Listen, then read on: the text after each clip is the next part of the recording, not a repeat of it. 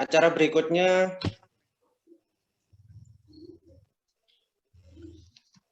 berikutnya yaitu sambutan dari Kaprodi Teknik Lingkungan yang akan disampaikan oleh Ibu Anggraini Ratih Purwandari MSc. Kepada yang bersangkutan kami persilahkan.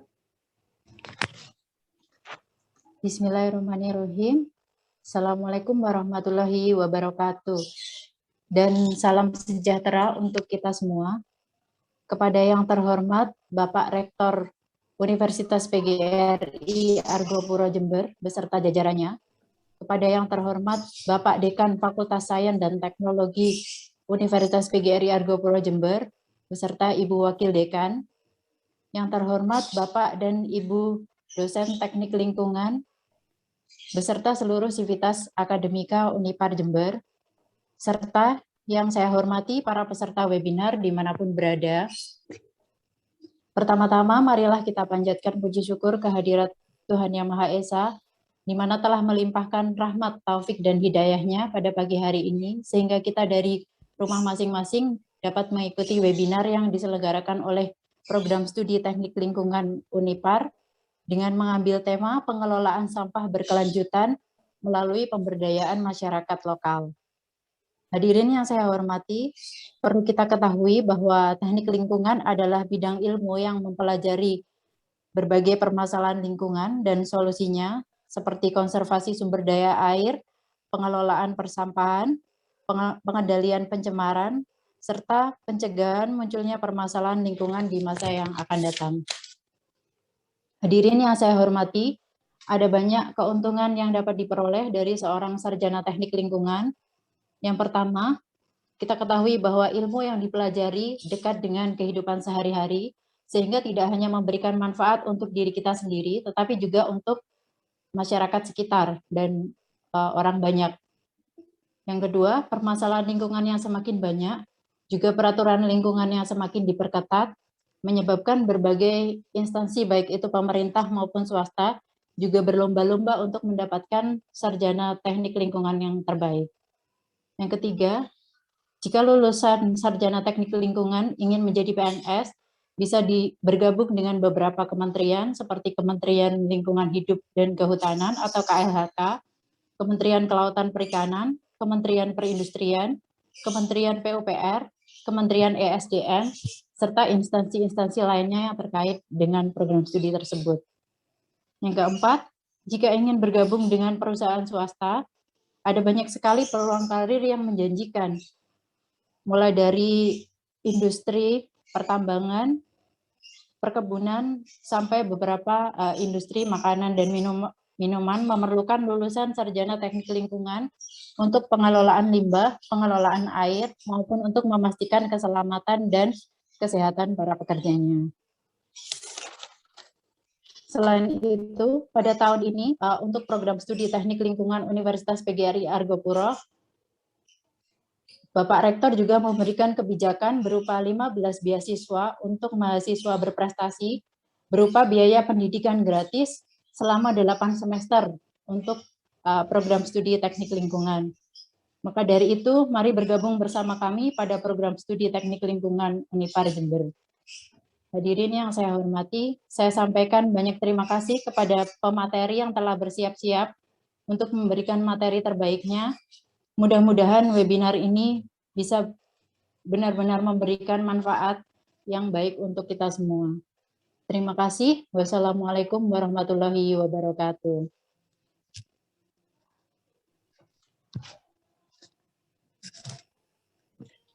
Ya, terima kasih kepada Ibu Kaprodi Teknik Lingkungan sudah memberikan kalimat sambutan. Berikutnya memasuki materi inti, yaitu presentasi dari narasumber. Mengingatkan kembali bahwa topik yang diangkat hari ini adalah presentasi materi pengelolaan sampah berkelanjutan melalui pemberdayaan masyarakat lokal yang akan disampaikan oleh Siti Mulyasara, SPD MT. Kepada yang bersangkutan, kami persilakan. Baik, terima kasih sebelumnya kepada Pak Mawan selaku MC pada hari ini. Bismillahirrahmanirrahim. Assalamualaikum warahmatullahi wabarakatuh. Perkenalkan Bapak Ibu, rekan-rekan seluruh tanah air, nama saya Siti Muya Saroh atau biasa dipanggil dengan Saroh. Di sini saya mewakili tim dari Prodi Teknik Lingkungan Universitas PGRI Argopuro Jember. Sebenarnya bukan sesi kuliah ya.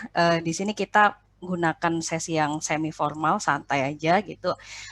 Apa yang akan saya sampaikan pada hari ini lebih kepada sharing apa yang sudah kami dapatkan selama di ranah akademisi maupun ranah praktisi gitu ya.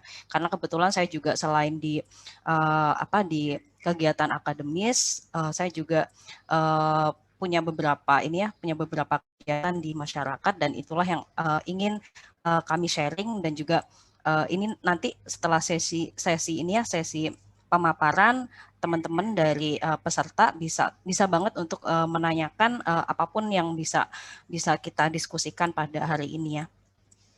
Panitia, saya izin share screen materi ya. Oke, apakah sudah terlihat?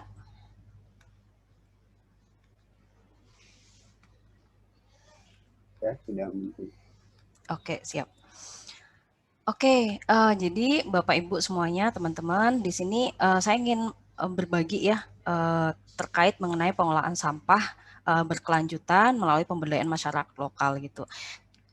Sebenarnya sesi ini merupakan webinar pertama yang diadakan oleh tim Prodi Teknik Lingkungan. Dan kenapa webinar pertama ini dipilih temanya adalah pengelolaan sampah gitu ya. Jadi sampah itu merupakan sesuatu hal yang sangat dekat dengan kehidupan kita gitu ya. Setiap hari, setiap waktu kita itu pasti menghasilkan suatu sisa kegiatan dari aktivitas kita berupa sampah, berupa limbah gitu. Dan inilah yang ingin kami angkat isunya, bahwa sampah itu adalah masalah kita bersama, masalah yang dekat dengan kehidupan sehari-hari kita. Oke, di sini ada gambar ya. Saya rasa Bapak Ibu, teman-teman semua yang suka bepergian mungkin gitu, yang masih sering membawa ataupun membeli kemasan air mineral dalam kemasan ya, air mineral dalam kemasan.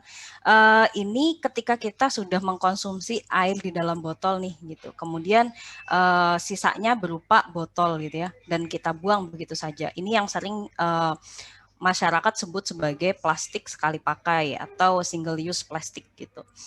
Jadi plastik inilah yang kita sebut sebagai sampah, karena setelah selesai masa gunanya dia akan dibuang ataupun masuk kepada fase selanjutnya gitu.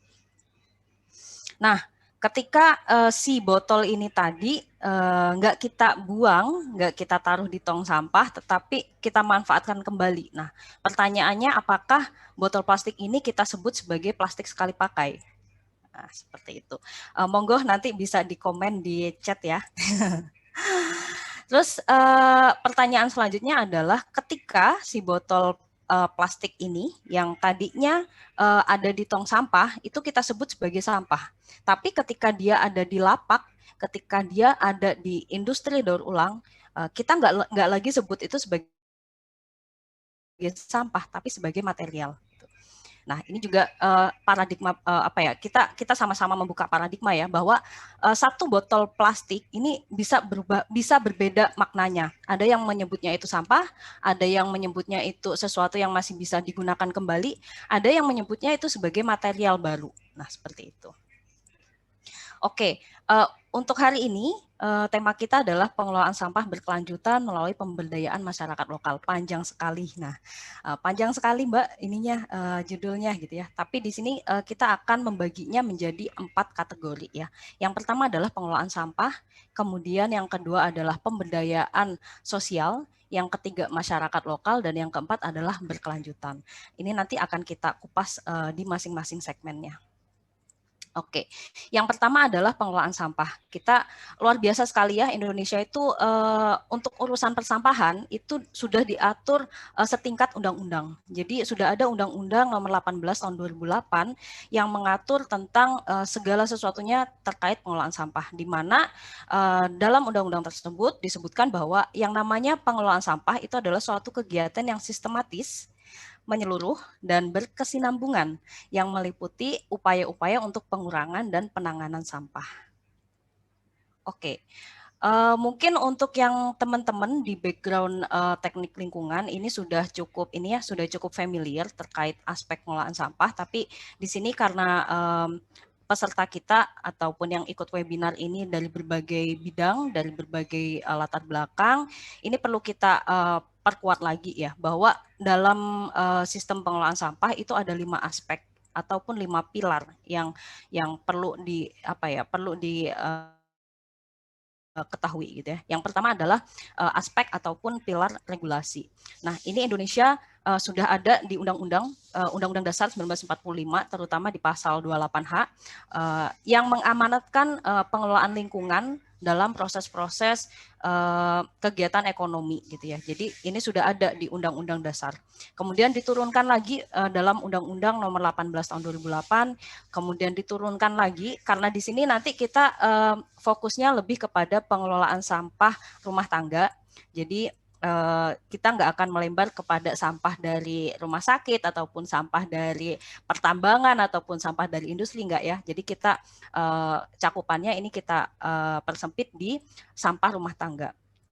Ini kita menggunakan acuan PP nomor 81 tahun 2012. Kemudian diturunkan lagi menggunakan peraturan daerah, baik itu Pergub maupun Perbub maupun Perdes dan lain-lain seperti itu. Kemudian aspek yang kedua itu adalah aspek kelembagaan. Nah, sebenarnya dari regulasi yang sudah dibuat, aspek kelembagaan, aspek teknis operasional, pendanaan hingga aspek partisipasi masyarakat itu sudah tercakup di dalam regulasi tersebut gitu ya.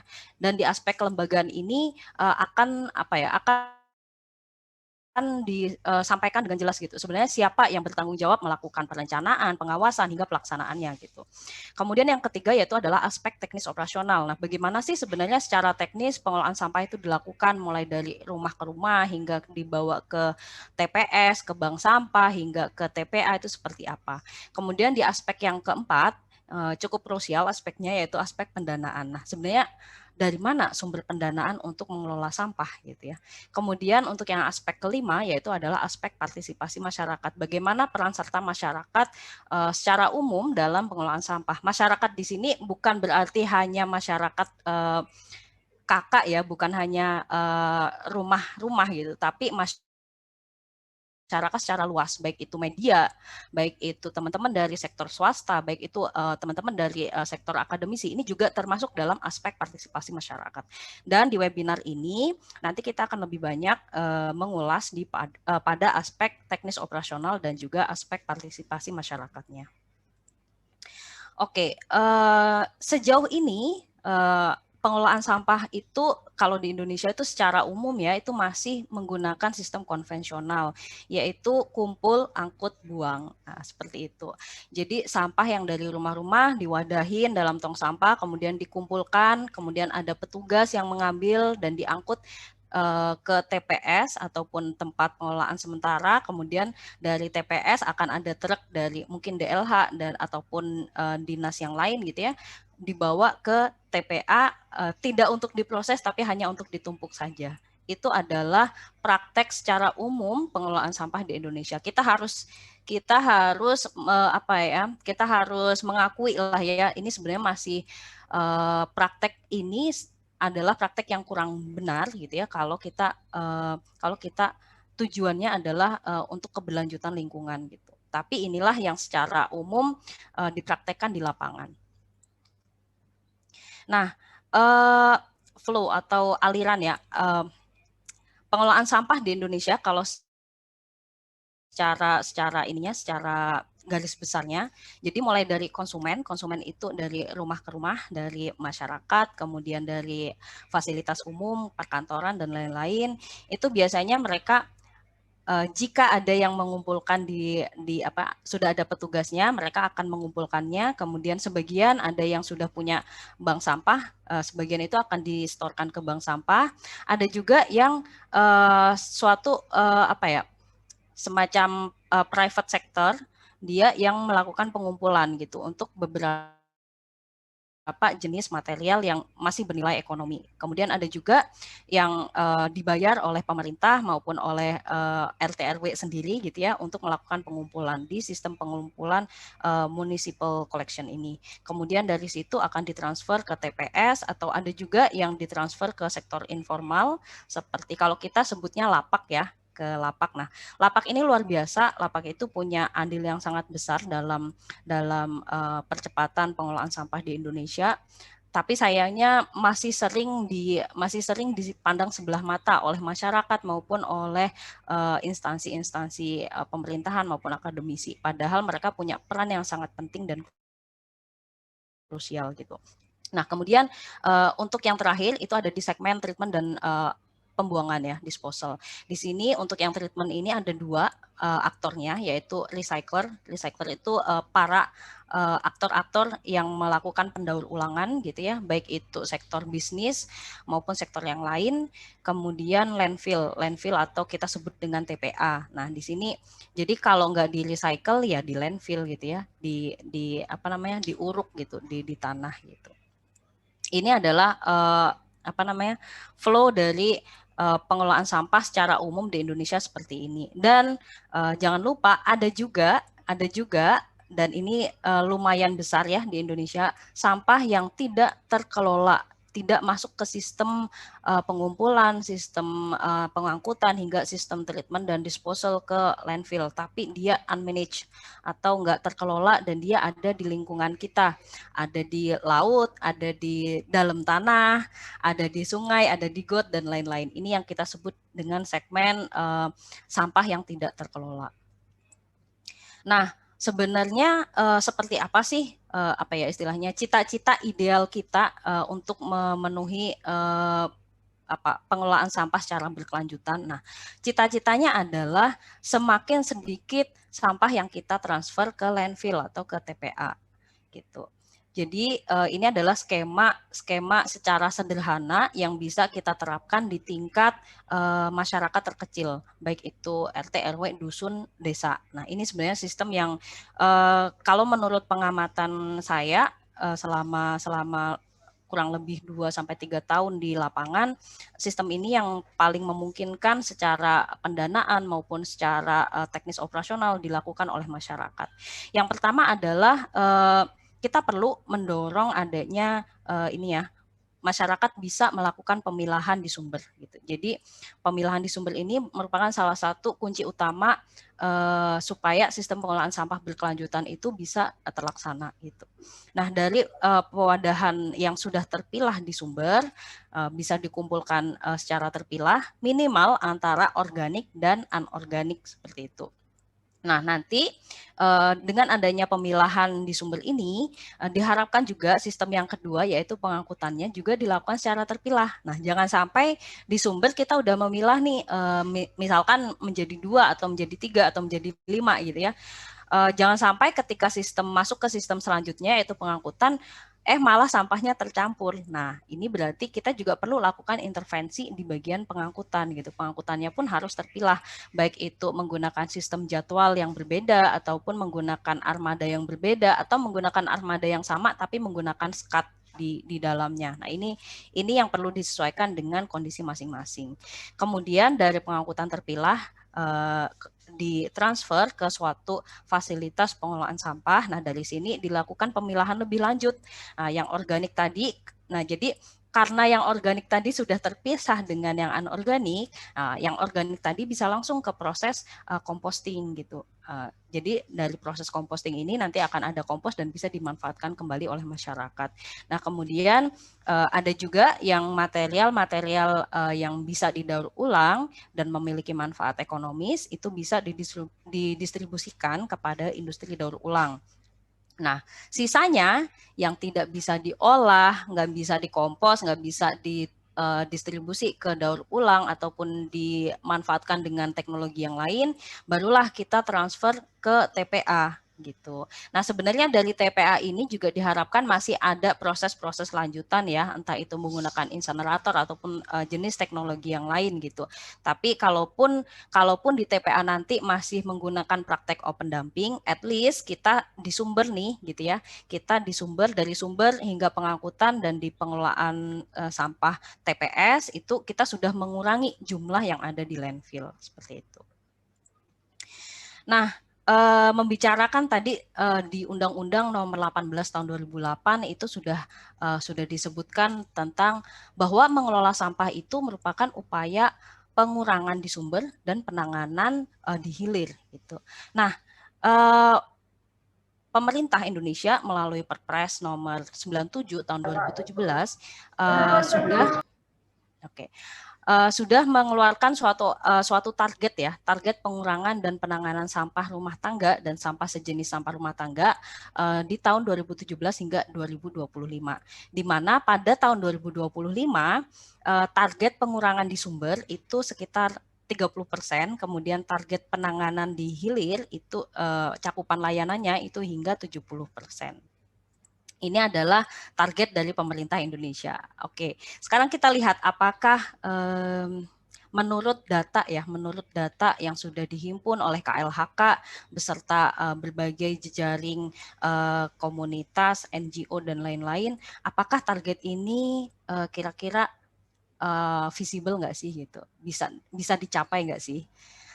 Nah, ini merupakan data yang dihimpun oleh NPAP ya, National Plastic Action Plan. Di situ saya ambil referensinya di report tahun 2020 bahwa ini adalah trennya ya, bahwa waste generation atau timbulan sampah di tahun 2015 itu mencapai 64,4 juta ton per tahun. Dan trennya semakin dari tahun ke tahun itu semakin bertambah. Nah, kemudian tadi kita menyebutkan tentang waste reduction atau pengurangan sampah di sumber. Kira-kira berapa persen sih gitu ya? Nah, di angkanya ya. Jadi tahun 2015 pengurangannya itu sekitar 1,74%. 2016 itu malah turun 1,73%, 2017 2,12%, dan 2018 2,26%. Dan di sini kalau kita rata-ratakan trennya itu ada kenaikan sekitar 0,18% gitu. Kalau rate-nya atau laju pengurangannya ini anggaplah stagnan gitu ya di angka 0,18%. Berarti pada tahun 2025 angka pengurangan sampah itu hanya mencapai nggak sampai 5%, hanya sekitar 3,5% gitu. Sangat jauh dengan target yang sudah ditetapkan pada tahun 2017 tadi ya. Targetnya 30%, tapi menggunakan tren yang ada gitu ya. Jika treatmentnya tetap sama, nggak ada intervensi sama sekali, di tahun 2025 pengurangan sampah di sumber itu hanya mencapai 3,5% gitu, nggak sampai 4%. Itu berarti kurang dari hanya 10% ya dari targetnya. Jadi ini menjadi PR kita bersama gitu ya. Di sini ada akademisi, ada Bapak Ibu dari pemerintahan, ada Bapak Ibu dari masyarakat, komunitas, NGO. Kemudian saya harapkan juga ada teman-teman dari media yang tergabung dalam webinar ini. Nah, ini peran kita bersama gitu ya. Bagaimana kita bisa mempercepat pengurangan sampah di sumber gitu. Nah, sebenarnya komposisi sampah di Indonesia itu seperti apa sih gitu ya. Nah, jadi berdasarkan kajian dari dari NPAP tadi disebutkan bahwa 42%, sekitar 42% sampah di Indonesia itu merupakan material organik gitu. Tapi kalau secara lapangan ya, saya ada satu proyek di Banyuwangi itu rate untuk organik itu nggak mati dari 60%. Jadi sekitar 60-70% material organik dari total sampahnya gitu. Mungkin ini karena komposisi secara ini ya, sampling di beberapa daerah gitu. Jadi di Indonesia secara umum 42%-an itu material organik. Kemudian disusul oleh metal atau logam di angka hampir 16%, kemudian disusul oleh paper, kertas di 15,5%. Dan yang terbanyak kedua dan menjadi masalah kita bersama saat ini adalah plastik yang mencapai 11% dari total sampah rumah tangga di Indonesia. Nah, penyumbang sampah rumah tangga di Indonesia yang pertama yang paling besar itu adalah sektor rumah tangga tentunya, hampir 43%. Kemudian disusul oleh sektor traditional market atau pasar tradisional. Nah, pasar tradisional ini juga menyumbangkan sejumlah hampir seperempat dari jumlah sampah di Indonesia. Kemudian disusul oleh fasilitas-fasilitas publik sekitar 9%. Nah, di sini tadi saya udah singgung ya bahwa pentahelix ya, kita sebutnya pentahelix, akademisi, pemerintah, swasta, masyarakat, media. Nah, semuanya ini punya peran dalam pengelolaan sampah yang kita harapkan berkelanjutan ya, gitu. Karena apa? Karena kalau kita hanya mengandalkan akademisi, nggak mungkin gitu ya. Akademisi punya porsi, mereka sebagai peneliti, mereka sebagai penyedia data, membantu pemerintah dalam menyediakan data yang reliable sesuai dengan kaidah-kaidah akademis gitu. Pemerintah mereka punya kalau istilah Jawanya itu jalu ya. Mereka punya gada untuk membuat regulasi dan juga pengawasan atau penegakan aturan. Kemudian sektor swasta mereka punya program seperti CSR maupun CSI yang sangat-sangat bisa dimanfaatkan untuk pemberdayaan masyarakat dan juga pengelolaan sampah. Kemudian masyarakat itu sendiri sebagai salah satu penyumbang terbesar dari sampah di Indonesia itu juga sangat-sangat berperan. Kemudian media. Nah, di zaman digitalisasi ini peran media sangat luar biasa ya. Jadi teman-teman dari jurnalistik ini punya peranan yang luar biasa dalam penyebaran informasi-informasi edukatif terkait pengelolaan sampah. Jadi pentahelix ini mereka punya peranan masing-masing dan diharapkan bisa saling bekerja sama untuk mencapai tujuan bersama tadi, bisa lingkungan yang berkelanjutan. Oke. Nah, kalau kita lakukan stakeholder mapping ya atau pemetaan pemangku kebijakan dalam sektor pengelolaan sampah di Indonesia ini kita punya tadi yang sempat disampaikan pertama adalah konsumen gitu. Konsumen itu karena dia yang menghasilkan sampah ya, dia juga punya andil dalam bagaimana sampah itu tidak tercecer di lingkungan, bagaimana sampah itu bisa terpilah di sumber, bagaimana sampah itu bisa terrecovery gitu ya, atau bisa dimanfaatkan semaksimal mungkin di sumber sebelum akhirnya masuk kepada sektor selanjutnya. Kemudian stakeholder selanjutnya adalah private sector yang berperan dalam proses collection ataupun proses pengumpulan gitu ya. Di sini kalau sektor swasta itu sudah cukup banyak ya perusahaan-perusahaan yang mulai menerapkan seperti contohnya adalah ketika Anda membeli produk saya gitu ya, dan produknya udah habis, botolnya bisa dikembalikan ke saya, Anda akan mendapatkan potongan harga sekian persen, atau Anda akan mendapatkan poin yang bisa ditukar dengan misalkan voucher makan atau apa. Nah, itu sebenarnya salah satu contoh usaha dari private sector untuk untuk meningkatkan angka pengumpulan dari produk yang mereka hasilkan.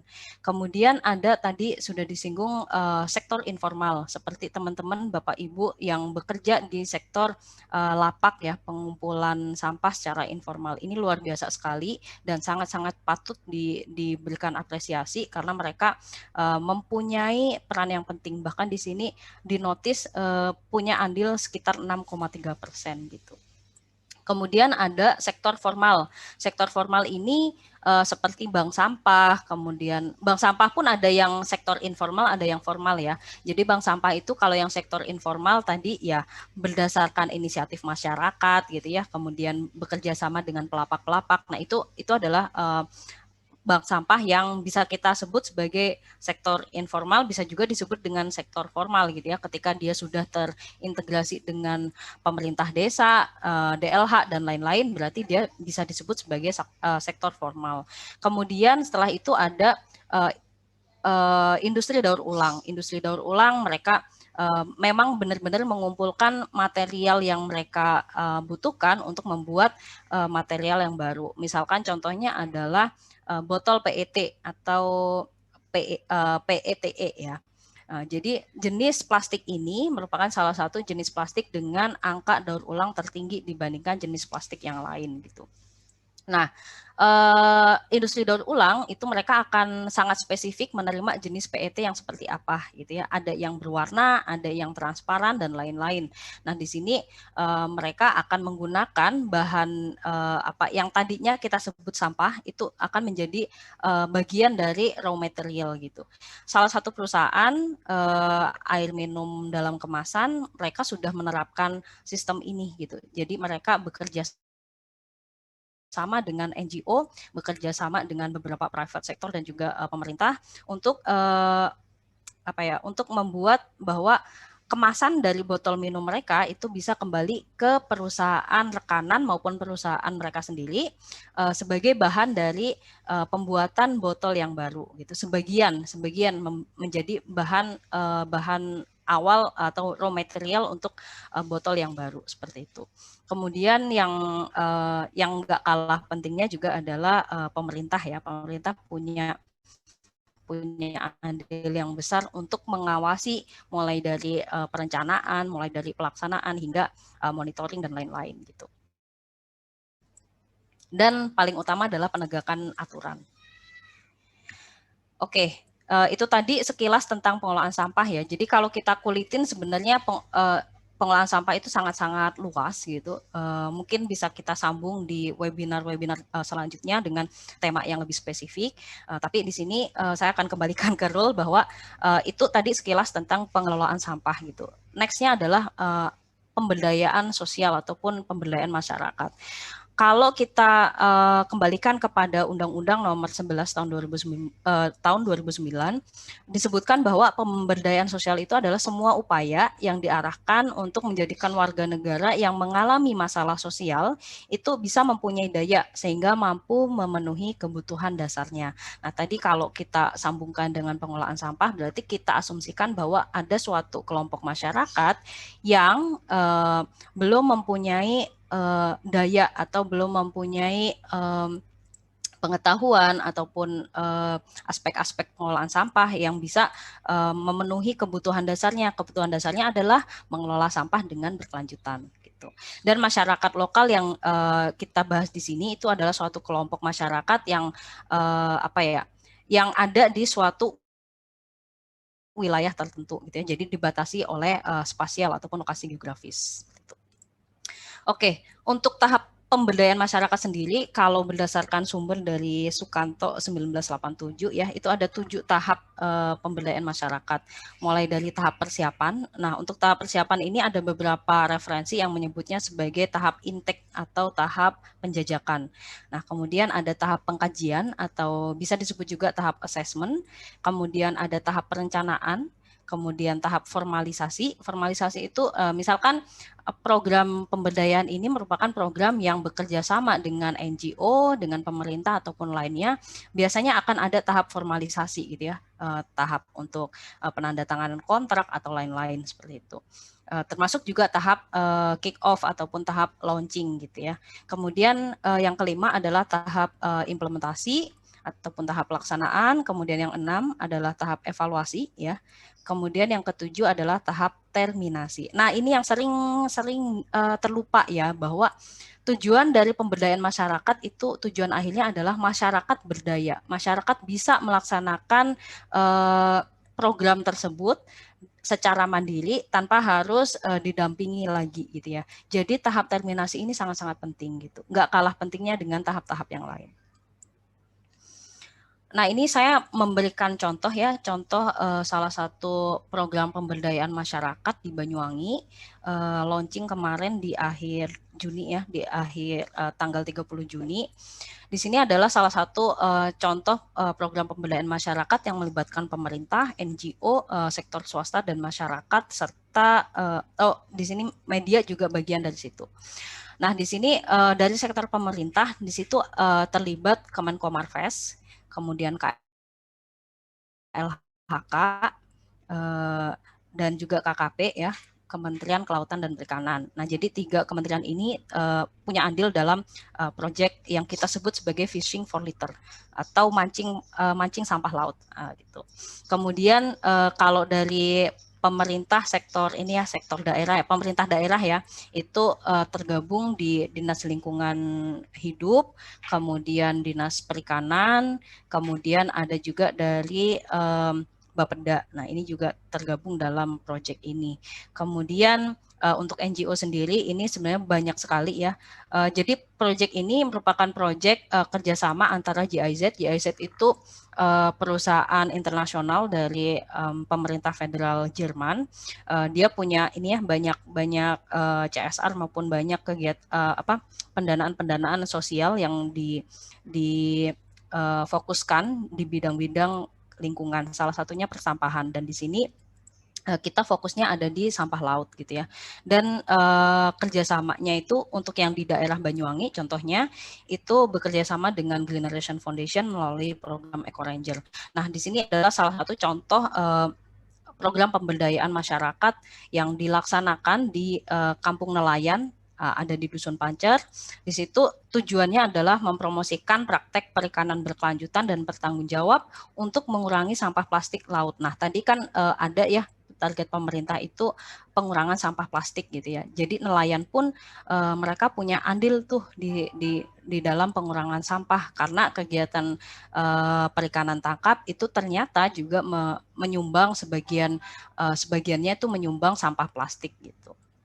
Nah, kalau kita hubungkan dengan tahapan pemberdayaan masyarakat ini, tahapan yang pertama itu adalah tahapan persiapan tadi ya. Jadi di tahap persiapan ini tadi kan kalau tujuannya itu supaya adanya praktek perikanan tangkap berkelanjutan ya.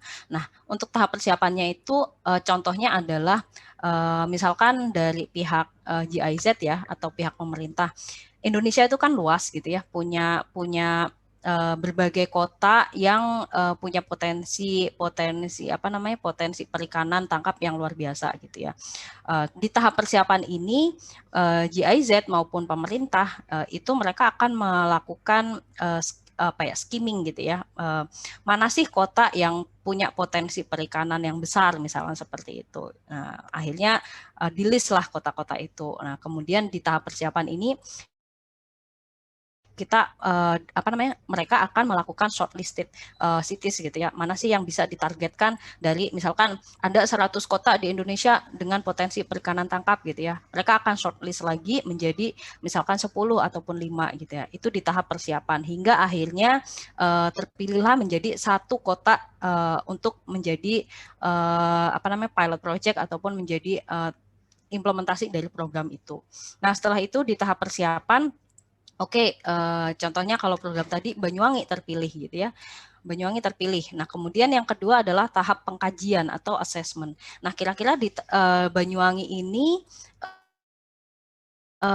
misalkan Banyuwangi sendiri kan ada banyak lokasi yang bisa menjadi spot untuk pelaksanaan program gitu ya. Ada Muncar, ada Gerajakan, ada Pancer, dan di daerah utara itu juga ada Bangsering, kemudian ada Ketapang dan lain-lain. Itu juga berpotensi itu. Itu akan di shortlist lagi di tahap pengkajian assessment gitu ya.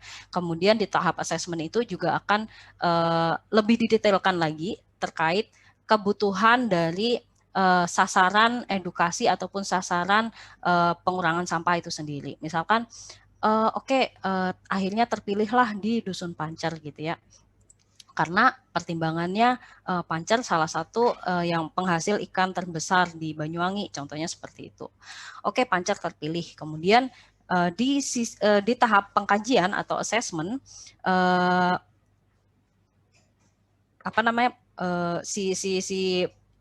yang punya program itu akan mendetailkan lagi bagaimana sih kondisi wilayah di Pancer, bagaimana sih sosial masyarakatnya, bagaimana sih praktek perikanan tangkap oleh nelayan setempat maupun nelayan yang dari daerah lain dan menangkap ikan di sana. Nah, ini akan didetailkan lagi di tahap pengkajian. Kemudian setelah dari hasil assessment ataupun riset ini dilakukanlah suatu tahap perencanaan atau tahap pembuatan rancangan program gitu ya. Jadi dari hasil kajian, dari hasil riset, kemudian akan dibuat suatu perencanaan program. Nah, kemudian dari tahap perencanaan inilah setelah didilkan bersama dengan masyarakat ya. Jadi di setiap tahap ini kita jangan lupa untuk mengikut sertakan masyarakat, terutama di tahap kajian dan juga tahap perencanaan. Ini krusial banget. Ya, di tahap perencanaan ini masyarakat harus sudah mulai dilibatkan gitu ya, karena ibaratnya gini, mereka yang tinggal di daerah itu, mereka yang tahu bagaimana praktek di lapangan, mereka yang tahu gitu. Istilahnya mereka yang paham penyakitnya dan mereka pun yang sebenarnya paham bagaimana cara mengobati penyakit itu gitu. Jadi di tahap perencanaan ini keterlibatan masyarakat itu juga sangat penting. Kemudian masuk setelah ada perencanaan program ya, rancangan, barulah kita masuk ke tahap formalisasi. Nah, di tahap ini dilakukanlah sosialisasi gitu ya kepada masyarakat yang lebih luas gitu. Di tahap ini kita akhirnya mengundang terutama target-target edukasi maupun target programnya. Kemudian setelah itu setelah tahap formalisasi barulah tahap implementasi atau tahap pelaksanaan program. Nah, implementasi tentunya setiap program itu punya jangka waktu ya, punya limitasi waktu gitu ya.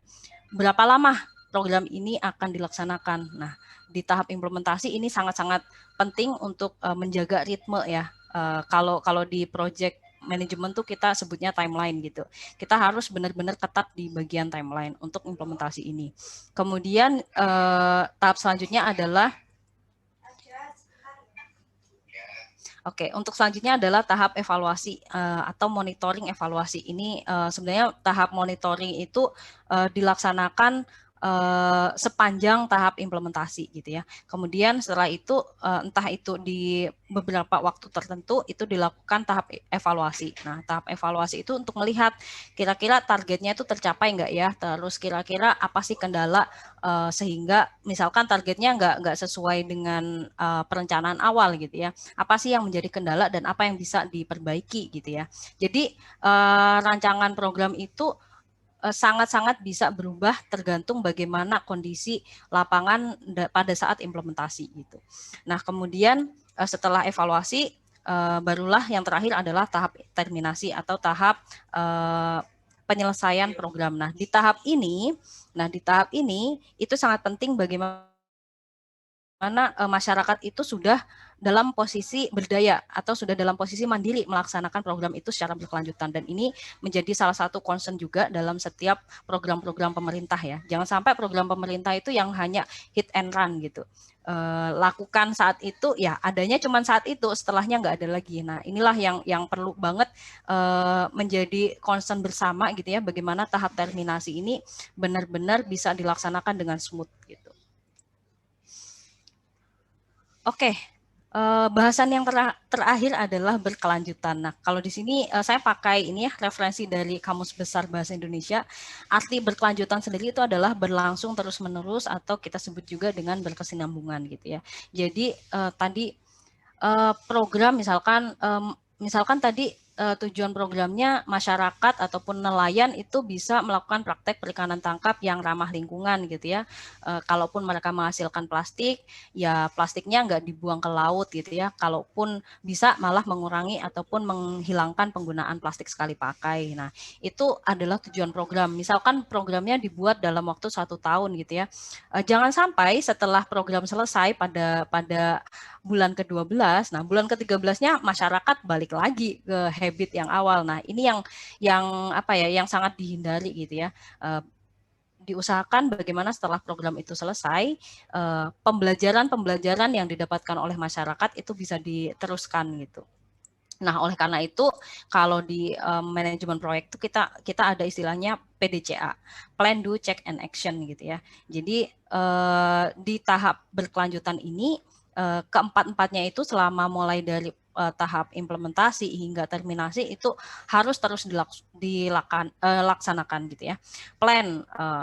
Plan itu perencanaan tadi sudah disampaikan ya. Jadi perlu terus melakukan konsultasi dengan pemangku kepentingan terkait gitu ya. Jangan sampai lepas hubungan dengan pemerintah gitu ya, dengan masyarakat, dengan tokoh masyarakat dan lain-lain gitu ya. Kemudian ketika dalam perjalanannya itu ada suatu permasalahan atau apapun, terus dilakukan identifikasi dan juga analisis bagaimana solusi yang baik untuk pemecahan masalahnya. Kemudian implementasi dari pembelajaran itu sendiri dan juga terus dilakukan monitoring secara periodik ya. Jadi orang yang punya program itu masih punya istilahnya masih punya PR ya, masih punya PR. Misalkan programnya 1 tahun, minimal dia punya PR selama 3 bulan atau 6 bulan untuk melakukan monitoring apakah program dia itu bisa dilaksanakan nih oleh masyarakat gitu ya. Apakah masyarakat bisa berdaya, bisa melaksanakan pembelajaran dari program yang mereka lakukan bersama gitu. Nah, ini tetap perlu dilakukan monitoring walaupun secara official ataupun secara resmi program itu sudah closing gitu. Kemudian cek perlu melakukan review data yang sudah didapatkan selama program ya. Jadi sumber ya, jadi istilahnya gini, apa sih yang mahal dari suatu program? Itu adalah datanya gitu. Data itu adalah resource yang luar biasa karena dari data itu kita bisa lakukan review, kita bisa melakukan analisis gitu ya. Oh ya, program ini ternyata kurang efektif karena ini. Oh, program ini bagus, bisa direplikasi di tempat yang lain. Itu berdasarkan dari data. Jadi pastikan data ini merupakan bisa tercompile dengan baik gitu. Kemudian actionnya adalah itu tadi, ketika dia sudah berhasil di satu tempat, dia bisa direplikasi di tempat yang lain gitu, seperti itu. Dan juga yang paling penting adalah bagaimana kita bisa belajar dari kegagalan. Nah, nggak ada yang namanya proyek itu 100%, program pemberdayaan itu nggak ada yang namanya 100% berhasil ya. Bahkan kalau kita mau jujur di lapangan, banyak banget program-program nuwun sewu ya, terutama program dari pemerintah yang mandek gitu ya, mandek di tengah jalan. Karena apa? Karena kurang ini tadi, sisi monitoringnya tadi, kurang sisi monitoring dan juga secara output program itu kurang dipertimbangkan sisi keberlanjutannya gitu ya. Jadi ini yang menjadi kita harus mulai mengubah paradigma kita ya. Jadi membuat program, membuat suatu, contohnya kalau di bidang akademisi KKN lah gitu ya. KKN itu kan program tahunan yang selalu ada karena dia masuk kurikulum gitu ya, dan pasti ada pesertanya gitu, pasti ada mahasiswa yang ikut program itu. Nah, jangan sampai KKN itu hanya sebagai suatu program eventual setiap tahun gitu, tapi KKN entah itu di tingkat fakultas, entah itu di tingkat prodi ataupun tingkat universitas ya yang lebih besar, KKN itu harus punya suatu tujuan besar gitu ya. Tujuan besar kita itu apa sih gitu ya? Bagaimana membreakdown tujuan besar itu menjadi suatu program kerja yang lebih kecil gitu ya, yang bisa dilaksanakan di tingkat prodi maupun tingkat fakultas. Dan ini mumpung ya teknik lingkungan Unipar ini masih baru dan mungkin dari ada Bapak Ibu dosen juga dari perguruan tinggi yang lain, ini saya sangat encourage banget gitu ya, bahwa kurikulum kita terutama yang untuk pemberdayaan masyarakat itu memang benar-benar disetting untuk program yang berkelanjutan gitu ya. Nggak cuman melakukan program yang ya eventual setahun sekali ada dan KKN ya udahlah 2-3 bulan selesai gitu. Nggak cuman gitu. Diharapkan output ini bisa berkelanjutan gitu. Oke, itu tadi. Terakhir mungkin kesimpulan ya. Jadi permasalahan real di lapangan itu permasalahannya itu sangat kompleks gitu. Nggak bisa misalkan persampahan hanya orang teknik lingkungan yang bisa, nggak seperti itu. kenyataannya pengolahan sampah itu merupakan salah satu contoh yang kompleks di mana ilmu dari sosial, ilmu dari politik, ilmu dari ekonomi, ilmu dari TI ya, teknologi informasi, dan juga ilmu-ilmu yang lain itu sangat-sangat dibutuhkan di sini. Kemudian kita juga perlu memiliki baseline data yang kuat. Nah, ini karena kita ini ya sektor akademisi, diharapkan sektor akademisi bisa membantu lah pemerintah dalam penyediaan data, baseline data yang kuat gitu ya. Kuat di sini adalah lengkap, aktual, kredibel, dan transparan gitu ya. Kadang ini dilema juga ya, kadang ketika kita melakukan riset kita butuh data sekunder gitu, dan kita datang kepada dinas terkait lah, dinas tertentu gitu. Kita minta data ini lah, ternyata datanya nggak lengkap gitu. Datanya istilahnya time series ya, datanya nggak lengkap tuh dari tahun ke tahun gitu, atau nggak reliable gitu ya, karena metodenya ganti-ganti dan lain-lain. Nah ini yang diharapkan dari teman-teman di akademisi bisa ngebantu nih pemerintah gitu untuk menyediakan data yang bagus gitu. Kemudian yang ketiga, kita perlu membuat suatu program ya, program yang memang tujuannya atau outputnya itu dilakukan untuk output berkelanjutan gitu ya, bukan hanya hal-hal yang bersifat eventual, dengan target dan juga perencanaan yang jelas. Kemudian yang keempat, pastikan di setiap tahapan program yang kita laksanakan kita juga melibatkan masyarakat sebagai subjek sekaligus objek dari program tersebut. Oke, saya rasa demikian. Ini saya sudah menaruh daftar pustaka, jadi teman-teman kalau ingin membaca lebih lanjut bisa cek di beberapa daftar pustaka ini. Oke, demikian yang dapat saya sampaikan.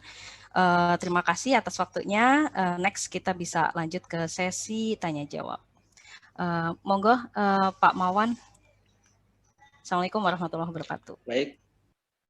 Waalaikumsalam warahmatullahi wabarakatuh. Terima kasih dari Bu Sara, materinya luar biasa. Baik, sekarang kita lanjutkan ke sesi tanya jawab. Ini kita buka termin pertama untuk 3 pertanyaan dulu. Nanti kalau masih ada waktu bisa kita lanjutkan di termin berikutnya.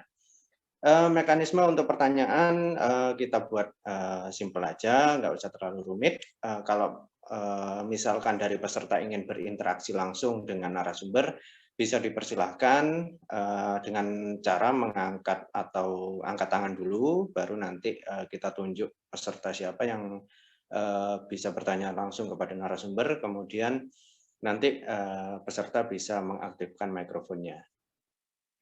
Silakan apabila ada pertanyaan langsung dari peserta yang ingin disampaikan kepada narasumber, kami persilahkan.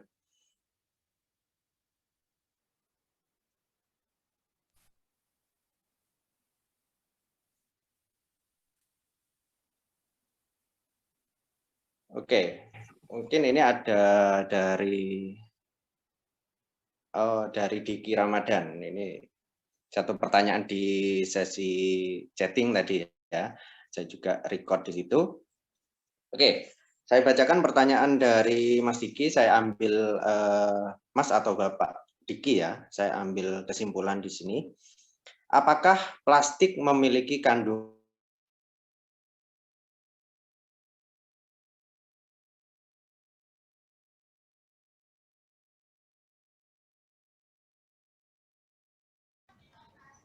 Suaranya Pak Mawan kayaknya hilang ya, atau sinyal nih? dengan langkah masalah persampahan? Mungkin seperti itu inti dari pertanyaannya. Silakan kepada narasumber untuk bisa langsung menanggapi. Oke, ya. Suara saya terdengar ya? Oke. Ya.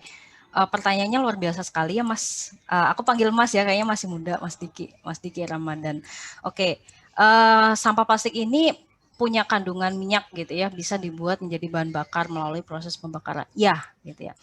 Jadi saya bukan dari background saya bukan dari kimia ya, tapi nanti mungkin bisa di googling lagi ataupun cari referensi lagi. Jadi sebagian material dari plastik itu merupakan material dari fosil gitu ya, fosil bahan bakar fosil gitu. Dan itu memiliki sekian persen kandungan minyak gitu ya. Jadi memang beberapa teknologi untuk pengolahan plastik itu bisa menjadikan plastik itu menjadi bahan bakar kembali gitu ya. Jadi plastik menjadi fossil fuel kembali gitu ya, walaupun nggak 100% seperti awal gitu ya, tapi ya bisa gitu. Nanti Mas Diki bisa googling lebih lanjut ya terkait berapa persennya dan bagaimana, karena terus terang saya nggak punya kompetensi di sini gitu, daripada salah ya. Kemudian apakah memang bisa? Iya bisa gitu. Contohnya itu kalau ada ya namanya pembakaran plastik gitu, dia bisa menjadi BBM gitu. Tapi kalau saya boleh berkomentar ya secara real lapangan gitu,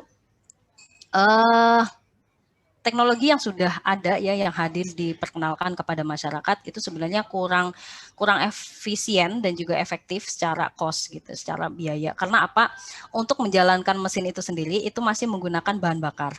Pertama itu, kemudian yang kedua, untuk beberapa jenis teknologi yang beredar di masyarakat itu masih belum memiliki SNI atau Standar Nasional Indonesia, sehingga pasti dong ketika kita melakukan suatu proses pengolahan ya, itu pasti ada namanya side product ataupun limbah. Nah, limbahnya inilah yang perlu kita analisis lebih lanjut, karena di situ ada ketika dilakukan pembakaran plastiknya itu ada asap yang keluar. Nah, ini sebenarnya pembakaran plastik pun itu dilarang ya, karena ketika dia tidak mencapai suhu minimum tertentu, itu bukannya plastiknya selesai, tapi malah menambah masalah yang lain, karena ada senyawa-senyawa terutama dari senyawa dioksin yang keluar dari pembakaran asap tersebut, dan senyawa dioksin ini terbukti secara klinis juga salah satu senyawa yang bisa memicu kanker gitu.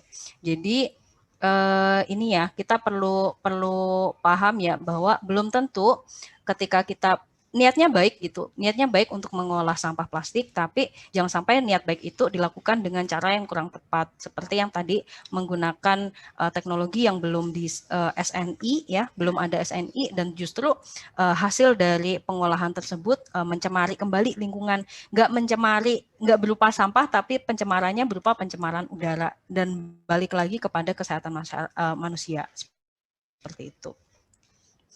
Apakah efektif selain dibuat kerajinan dan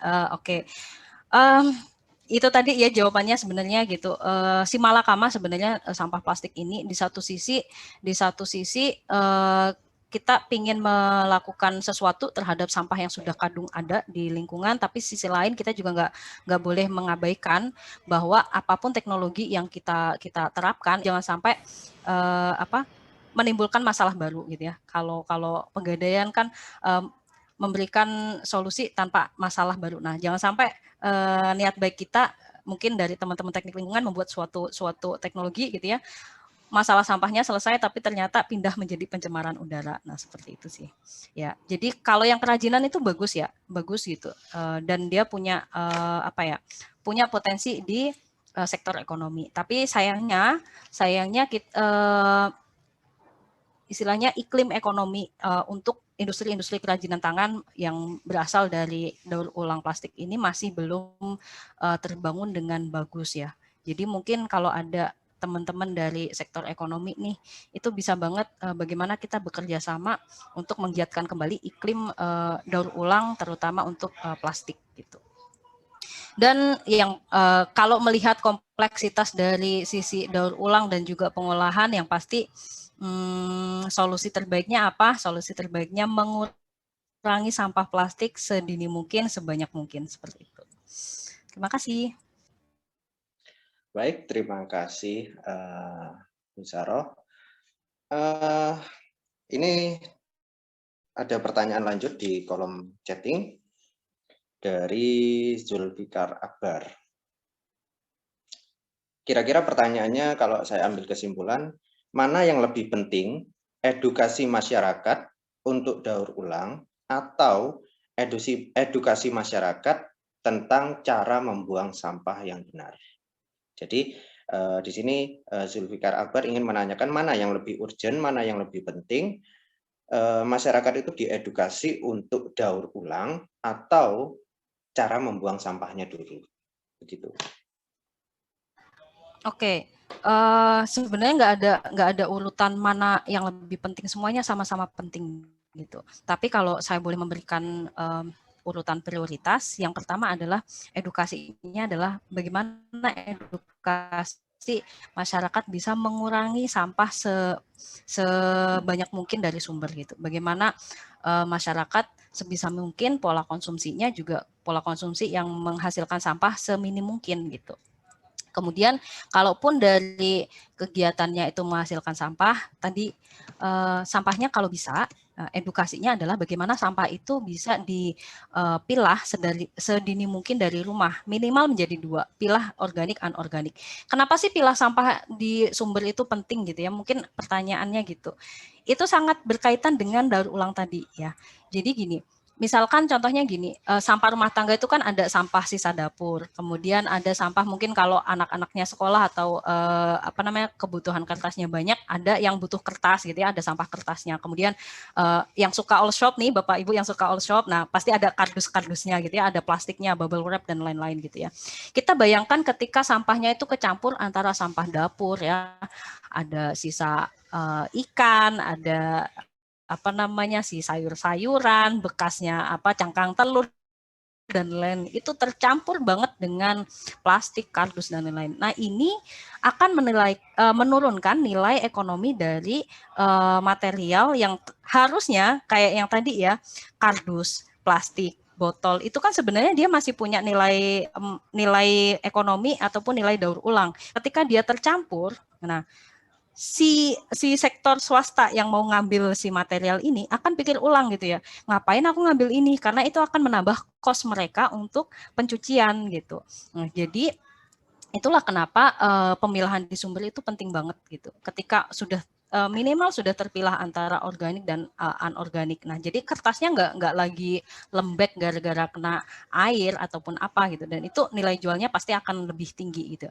Mungkin kalau teman-teman yang punya ini ya langganan ya, biasanya ibu-ibu tuh suka ngumpulin bekas-bekas botol ataupun kardus-kardus gitu ya. Dan entah itu sebulan sekali atau 2 bulan sekali ada mamang rongsokan gitu yang datang, pasti berbeda gitu harganya antara kertas yang lecek dengan kertas yang baru. Nah, contoh kecilnya seperti itu. Jadi edukasi pilah sampah di sumber, edukasi pengurangan sampah, edukasi pilah sampah, dan juga ini sangat-sangat membantu dan juga sangat-sangat mendukung program untuk edukasi daur ulang. Seperti itu. Oke, terima kasih. Mungkin ada tanggapan sebelum kita lanjutkan ke pertanyaan berikutnya dari Zulfikar Akbar.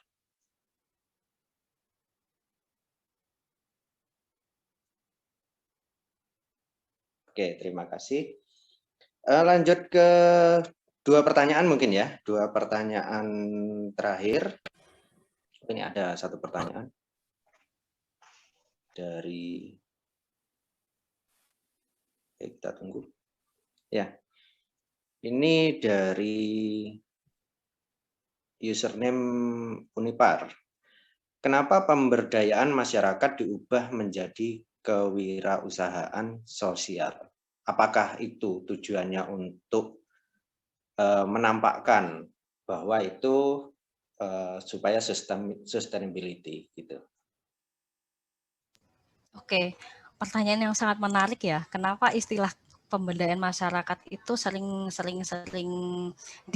dikasih judul kewirausahaan sosial gitu. Sebenarnya gini, kalau kita konteksnya program itu 2 hal yang berbeda ya. Jadi kalau program pemberdayaan masyarakat itu output targetnya itu lebih kepada sosial gitu. Jadi bagaimana perilaku masyarakat bisa berubah gitu dengan adanya program itu kalau konteksnya adalah pemberdayaan masyarakat. Tapi kalau kewirausahaan sosial orientasinya sudah bukan sosial lagi, tapi ada campuran ekonominya gitu. Jadi untuk kewirausahaan sosial ini sebenarnya hal yang yang cukup ngetren akhir-akhir ini gitu ya, karena ada yang kalau kita bagi itu golongan pesimis dan golongan optimis gitu ya. Kalau golongan optimis itu melihat bahwa setiap kegiatan sosial di masyarakat gitu ya, terutama hal-hal yang berkaitan dengan berkaitan dengan persampahan, mungkin berkaitan dengan wisata ataupun jenis program yang lain gitu ya, itu sebenarnya masih bisa dilihat ada nilai bisnisnya loh, ada nilai ekonominya gitu, yang bisa dikembalikan lagi untuk masyarakat gitu. Sedangkan untuk yang golongan pesimis itu melihat bahwa wah ini tuh cuman ini akal-akalan aja nih gitu ya, ini cuman akal-akalan aja supaya masyarakat tuh mau ikut serta gitu. Ada juga yang punya pandangan seperti itu, tapi di sini ayolah gitu ya kita mulai mengubah pandangan bahwa konsep kewirausahaan sosial ini sebenarnya tambahan aja gitu ya, tambahan dari program pemberdayaan masyarakat gitu. Karena apa? Kita bayangkan ketika kira-kira Bapak Ibu di rumahnya fee ataupun gaji untuk tukang sampah itu berapa kira-kira? Mungkin Mas Mawan di rumahnya kira-kira berapa sih operator pengangkutan tuh gaji per bulan gitu? Ada nggak rate gaji tetapnya?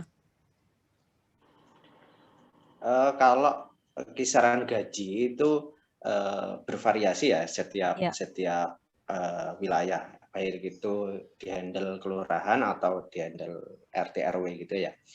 Tapi yang jelas kisaran gajinya pasti tidak berada di atas nominal 1 juta gitu. Kalau di lingkungan kami. Jadi sebagai gambaran seperti itu, operator sampah biasanya itu kisaran pendapatannya atau gajinya dari pengelolaan sampah itu biasanya berada di bawah nominal 1 juta. Gitu. Oke, anggaplah maksimal 1 juta ya. Anggaplah maksimal 1 juta gitu ya. Kita ambil rata-rata segitu. Kira-kira dengan peran dia kalau secara sosial dan lingkungan itu kan luar biasa sekali ya mereka ya, bisa ngebersihin lingkungan kita gitu, rumah kita nggak bau karena sampahnya numpuk gitu, itu luar biasa sekali kan jasa mereka gitu. Bisa dibilang mereka itu juga kalau di kondisi pandemi ini mereka juga salah satu kelompok yang punya sangat-sangat rentan gitu terhadap penularan penyakit gitu kan. Tapi kalau kita bilang sisi ekonomi ya keberlanjutan, dengan gaji 1 juta, kira-kira akankah ada generasi operator persampahan gitu ke depannya? Akan sangat sulit gitu ya, karena dengan nominal sekian bisa kita bayangkan itu sangat-sangat mepet ya untuk kebutuhan sehari-hari gitu ya. Oleh karena itulah sebagian teman-teman gitu ya di perencana program maupun yang membuat startup itu mereka melihat sisi ini untuk menambahkan value ekonomi dalam program maupun dalam kegiatan pemberdayaan masyarakatnya gitu. Karena sosial aja itu impossible, itu nggak akan berkelanjutan. Kita perlu memikirkan sisi ekonominya gitu.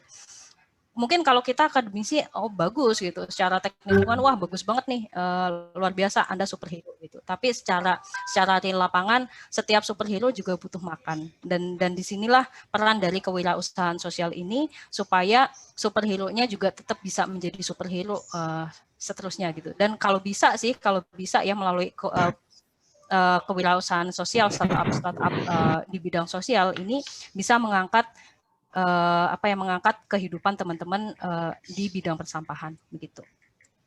Terima kasih. Oke, baik, mungkin masih ada tanggapan dari penanya terkait terkait jawaban tersebut.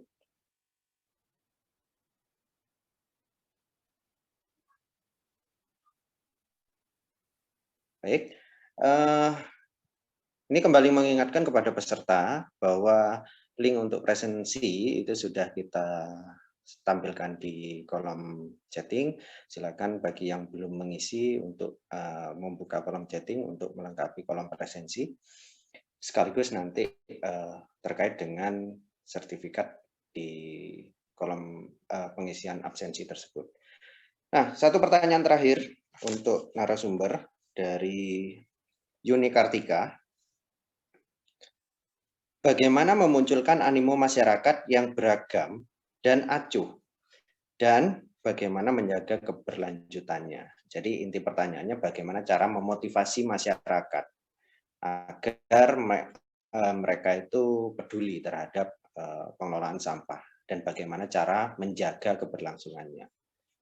Mungkin itu pertanyaannya. Oke.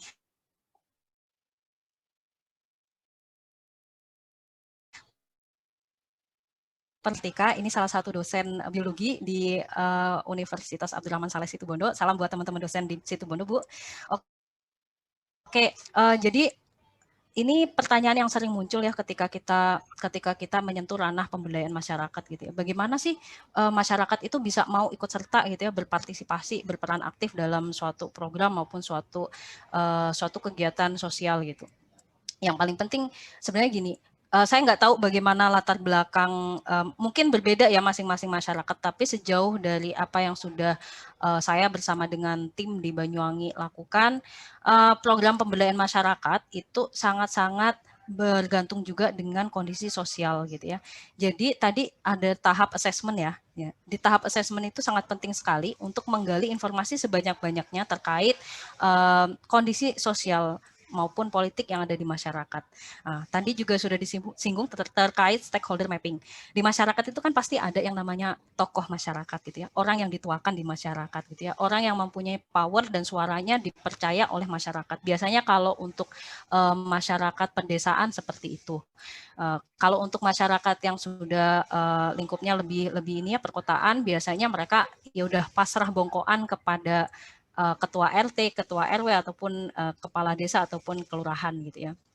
Nah, ini kita harus tahu nih siapa sih stakeholder ataupun orang-orang yang punya peran kunci di masyarakat gitu. Dan inilah yang perlu kita dekati mulai dari awal, yang perlu kita edukasi dari awal gitu. Ketika ibaratnya gini, ketika kita sudah nangkep kepalanya, ekor pasti akan ikut seperti itu. Jadi kita harus melalui tahap assessment ataupun tahap riset awal itu harus benar-benar terdapat nih, harus benar-benar ada informasi terkait stakeholder mapping yang ada di desa ataupun di wilayah yang akan kita lakukan program pemberdayaan gitu. Dan apakah itu sudah menjamin 100% masyarakat aktif? Belum tentu. Nah, ada juga jenis warga yang entah Pak RT-nya mau bilang apa ya, EGP gitu ya, emang gue pikirin gitu kan. Ada juga yang seperti itu.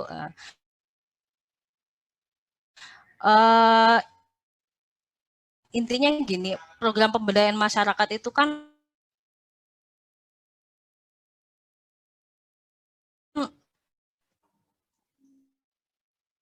lebih menyetika masyarakat belum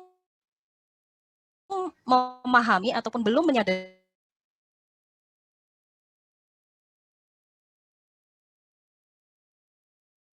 bahwa itu adalah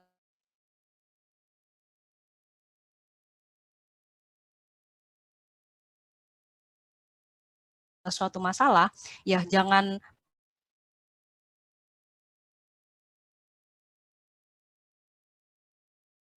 berharap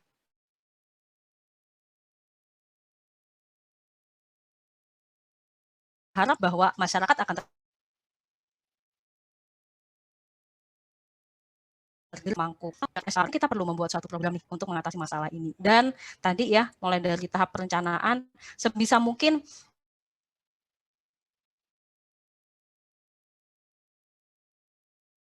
walaupun politik nih ya, secara politik seolah-olah solusi itu ini secara teknis lapangan seperti itu sih. Jadi biarkanlah masyarakat itu menjadi agent of change untuk masalah mereka sendiri gitu.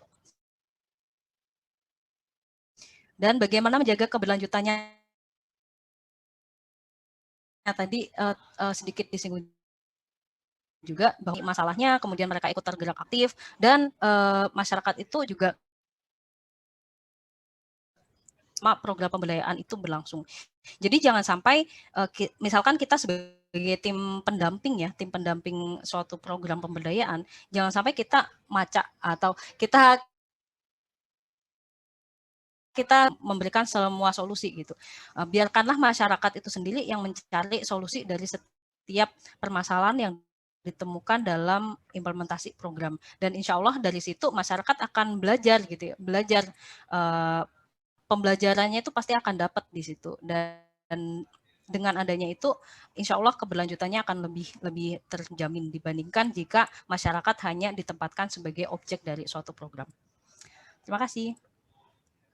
Ya, terima kasih jawaban dari narasumber, sangat luar biasa. Ketika terkait jawaban dari narasumber tadi.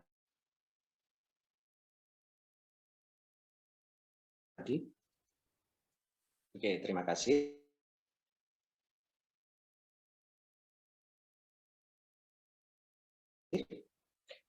Sangat terbatas.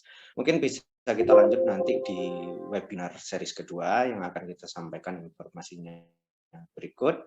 Sebelum kita akhiri, kita dari panitia memohon kepada seluruh peserta untuk bisa atau sudi untuk mengaktifkan kamera untuk sesi foto bersama.